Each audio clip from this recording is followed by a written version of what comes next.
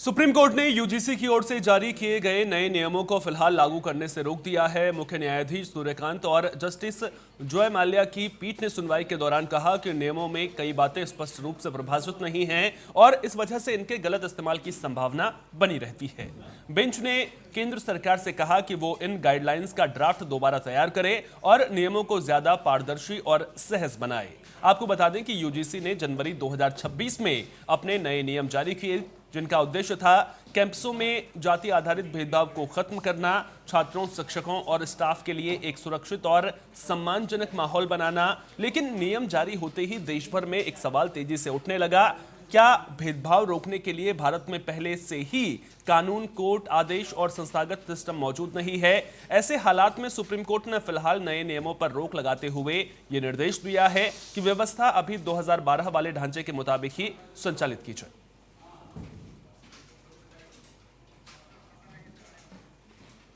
ज्यादा जानकारी के साथ हमारी सहयोगी अपराजिता लाइव दिल्ली से हमारे साथ में जुड़ गई हैं। अपराजिता, अब यूजीसी के नए नियमों पर सुप्रीम कोर्ट ने रोक लगा दी है, क्या कुछ मायने सुप्रीम कोर्ट के इस फैसले के, और सुनवाई के दौरान क्या कुछ अहम टिप्पणियां सुप्रीम कोर्ट की ओर से की गई हैं?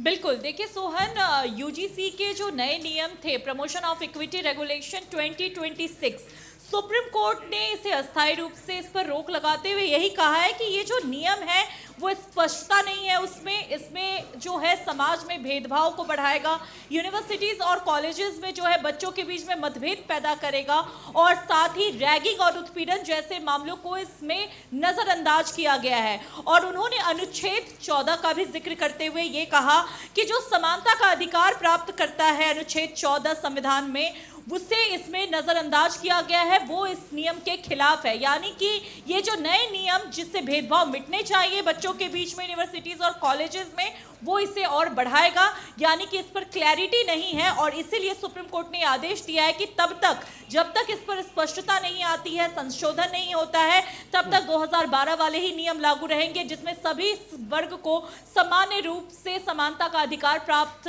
दिया गया है। और साथ ही सुप्रीम कोर्ट ने यह भी कहा कि जब सुनवाई नहीं हो रही थी उससे पहले भी सुप्रीम कोर्ट के संज्ञान में यह मामला था, जिस पर सुप्रीम कोर्ट ने टिप्पणी करते हुए यह कहा था कि देश में क्या कुछ हो रहा है इस मामले को लेकर। बिल्कुल, सुप्रीम कोर्ट का जो निर्देश है वो काफी अहम भी हो जाता है और अब नजरें 19 तारीख को जो सुप्रीम कोर्ट में सुनवाई होगी उस पर रहेंगी। बहुत बहुत शुक्रिया अपराजिता, तमाम जानकारी साझा करने के लिए।